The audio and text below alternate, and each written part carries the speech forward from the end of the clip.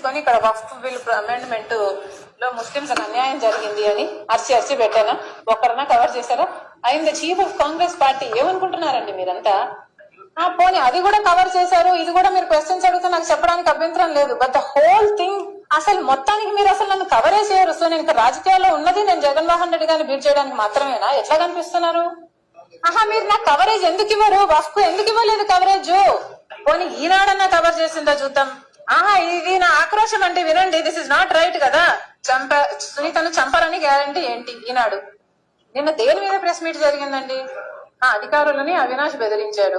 ఇది ఏబిఎన్. వక్ఫ్ అని ఒక్క స్పెల్లింగ్, ఒక్క వర్డ్ ఎవరైనా ఒక్కరన్నా కవర్ చేశారండి? ఇది అన్యాయం కదా. నేను ప్రెస్ మీట్ పెట్టింది ఎందుకో, నేను అవినాష్ గురించి మాట్లాడడానికా? అదే ఎందుకు కవర్ చేశారంటున్నాను నేను. అది నా కంటెన్షన్. ఇప్పుడు నేను ఎన్సీఎల్టీ గురించి మాట్లాడితే మీరు అదే కవర్ చేస్తారు. సో ఈసారి గనక మీరు కవర్ చేయకపోతే పోలవరం, ఇంకొకసారి నేను మీరు అడిగిన ప్రశ్నలకి ఏది సమాధానం చెప్పను. డీల్